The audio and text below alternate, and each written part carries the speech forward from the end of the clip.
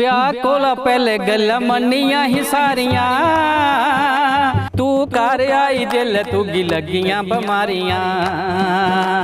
घर दे जकम्मे गी नी पाल पांदी ऐ बे नहीं हत्थ लांदी जाइयै बाड़ी। ओए लाकें दियां लाड़ियां जे मक्कां गुड्डियां बे मेरी दिखदी तमाचा बेइयै आड़ी। ओए दसो लोको केड़े पासे जा जाइयै कोसी हाल सुना। ओए डंगरें दा कद भी गोआ नहीं चुकदी, दिखी अज पिन नक थमी अज थुकदी। जो हानी सिंह दे रैप सुनदी बे कन्न नचदी है मारी मारी ताड़ी। लोकें दियां लाड़ियां जे मक्कां गुड्डियां बे मेरी दिखदी तमाचा बेइयै आड़ी।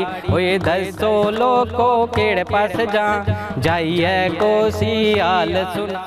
दोस्तों ग्रां दा जागत जिल्लै शहरा च ब्याह करदा ते शहरा दा लाड़ी जिल्लै ग्रां च आंदी है ते ओह लाड़ी जिस स्हाबै दी जिल्लै कम्म धंधे कोला दूर नठदी है ते गोहे कोला भी नक्क जेह्ड़ा ओह फंडियै रौंह्दी है। ओह्दे पर आधारित इक बड़ा सोहना जेह्ड़ा गीतड़ू गाया एह्दे कन्नै अस दिक्खने पे जेह्ड़े कलाकार साढ़े कोल खड़ोते दे उं'दे कन्नै गल्लबात करने, उं'दे मना दी गल्ल भी तुहाड़े तक्कर पजाने दी कोशिश करने। भाई जी केह् नांऽ है तुहाड़ा? मेरा नाम राज कुमार शर्मा जी। राज कुमार जी ब्याह शहर है जां ग्रां? नहीं ग्रां गै।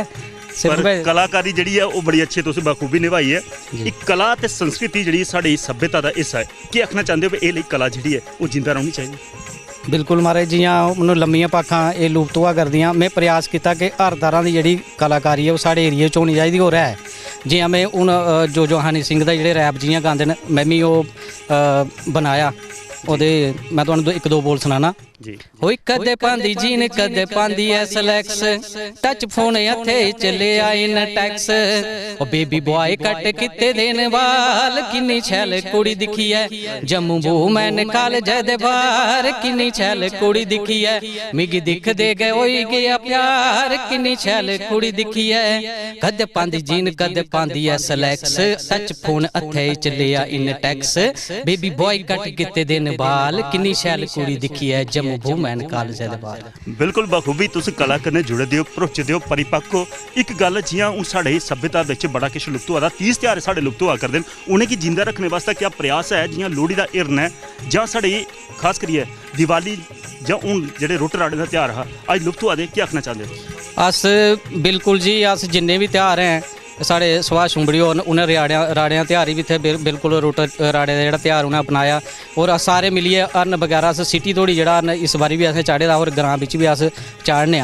लेकिन ये सारे लोगों चाहिए कि सारे एक कोई दो चौं बंदे का जां सिर्फ कलाकारें का त्यौहार नहीं है, ये सारे लोगों का त्यौहार है। बड़ी चढ़िए साड़ी संस्कृति तां गै जिंदा रौह्ग जे सारे लोग इस चीज़ें और डोगरी अपनागन और डोगरे जेह्ड़े साढ़ा कल्चर है उसी अपनागन। बिल्कुल दोस्तों ये साढ़े कलाकार जिहड़े गाइए बड़ा सोहना रैप भी गाया और लाड़ी दा जिहड़ी शहरा दी आवे ग्रां दे विच ओहदे बारे च व्याख्यान किया। एक और कलाकार साढ़े थिएटर आर्टिस्ट न गौरव शर्मा और उनके कन्नै भी गल्लबात करने, उनके कोला भी उनके मना की गल तुहाडे तक पजाने पुछना। गौरव जी खास करिए अज ते लाड़ी दा रोल थोया, पर इयां तुस थिएटर च बड़े सारे रोल करते हो, क्या आखना चाहते भी कलाकार जिहड़ा है वो ग्रां कन्नै जिल्लै जुड़दा ओहदी कला च होर निखार आउंदा जां शहरें च जाइयै निखार आउंदा? बिल्कुल सही आखेआ तुसें। जिस वेले जिहड़ा कलाकार ग्रां दा कलाकार है ओहदे विच जेह्ड़ी नैचुरल जेह्ड़े प्रोग्राम कल्चर एक्टिविटी नुहाड़ी होंदी है ओह् बखूबी बाहर आंदी है। मैं कल्चर स्टेज बड़े प्रोग्राम किए, पर जेह्ड़ा मैं ग्रां च करना जियां रामलीला स्टेज होई गेआ, हरण चाढ़ना, जन्माष्टमी पर झांकियां कड्ढना, ओह्दा इक बक्खरा गै मजा है। क्योंकि एह्दे कन्नै साढ़ी जेह्ड़ी डुग्गर संस्कृति है उसी गी अस ओह्दे पर लोऽ पान्ने आं। जेह्ड़ी नमीं युवा पीढ़ी है उ'नें भी डोगरी भाशा दा मार्गदर्शन ते संस्कृति दा बारे बर्णन करने दी कोशिश करने आं ताकि लोग बद्ध तो बद्ध साढ़े जुड़ी सकन ते साढ़ा डोगरा समान होई सकै। एक गल होर नमीं पीढ़ी जिहड़ी आवा दी खास करियै तुस शिक्षक भी हो, स्कूलों च पढ़ाते हो, क्या बच्चें गी तुस अपनी भाशा और अपनी संस्कृति सभ्यता बारे च भी ज्ञान दिंदे हो कि केईं अज्ज बच्चे जेह्ड़े न डोगरी बोलने कोला भी दूर हटा दे? बिल्कुल सही गल आखी तुसें। अस अपने बच्चें गी डोगरी दा पूरा ज्ञान देने की कोशिश करा दे आं ताकि जेह्ड़ा साढ़ा जेह्ड़ा कल्चर है ओह् जिंदा रेही सकै। अस स्कूलें प्राइमरी थमां गै बच्चें गी डोगरी कताबां लग्गी दियां। अस जिन्ने प्रोग्राम है अगर स्कूल च कोई प्रोग्राम होंदे 4 कविता हिंदी दियां न ते 3 डोगरी दियां जरूर बुलांदे ताकि जेह्ड़ी है बच्चे डोगरी कोला जुड़े रौह्न। साढ़े डोगरी जेह्ड़ी खून च रज्जी बज्जी है बस है, इ'यै साढ़ी जेह्ड़ी है कोशिश रौंह्दी है। बिल्कुल बखूबी बड़ा अच्छा व्याख्यान किया। तो हुण भाई उंदे कोला एक गल होर पुछने भई इन्हें शहरा दी नार जिल्लै ग्रां पुजदी है ओहदे बारे ते व्याख्यान किया, पर शहरा दी नार दे राहीं कोई ओहदी भी कोई शिकायत होई सकदी है ग्रां दे उप्पर लोकें दी?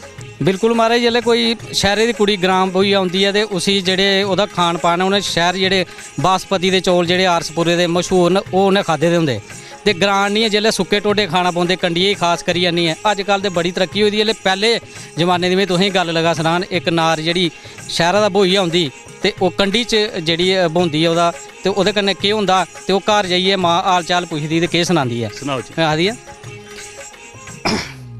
ਹੋਏ ਬੋਬੋ ਮੇਰੀਆਂ ਚਾਲਾਂ ਟੋਡੇ ਕੰਨੇ ਛਲੋਈ ਗਈਆਂ ਓਏ ਬੋਬੋ ਮੇਰੀਆਂ ਚਾਲਾਂ ਟੋਡੇ ਕੰਨੇ ਛਲੋਈ ਗਈਆਂ ਐਸੇ ਮੇਰੇ ਭਾਗ ਲਿਖੇ ਜੇ ਐਸੇ ਮੇਰੇ ਲੇਖ ਲਿਖੇ ਜੇ ਕੰਡੀਏ ਅੰਨੀਆਂ ਬੋਈ ਗਈਆਂ ਓ ਬੋਬੋ ਮੇਰੀਆਂ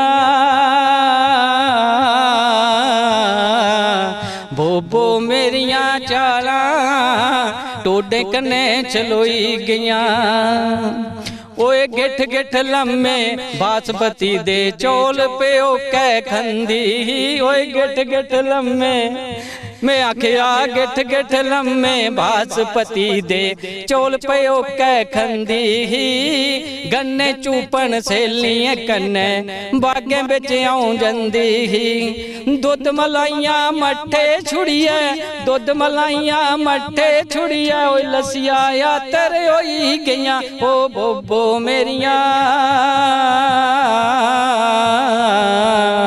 ਬੋਬੋ ਮੇਰੀਆਂ ਚਾਲਾਂ ਟੋਡੇ ਕੰਨੇ ਛਲੋਈ ਗਈਆਂ ਬੋਬੋ ਮੇਰੀਆਂ ਚਾਲਾਂ ਟੋਡੇ ਕੰਨੇ ਛਲੋਈ ਗਈਆਂ। ਬਹੁਤ ਖੂਬ ਬੜਾ ਅੱਛਾ ਗਾਇਆ ਜਿਹੜਾ ਇਹਨੇ ਸ਼ਹਿਰਾਂ ਦੀ ਕੁੜੀ ਜਿਹੜਾ ਕੰਢੀ ਚ ਆਉਂਦੀ ਹੈ ਉਹਦਾ ਵਿਆਖਿਆਨ ਕੀਤਾ ਉਹਦਾ ਦੁੱਖ ਦਰਦ ਝੱਲਿਆ। ਪਰ ਅੱਜ ਕੱਲ ਸ਼ਹਿਰਾਂ 'ਚ ਉਹ ਗਿੱਠ ਗਿੱਠੇ ਲੰਮੇ ਚੌਲ ਨਹੀਂ ਰਹਦੇ।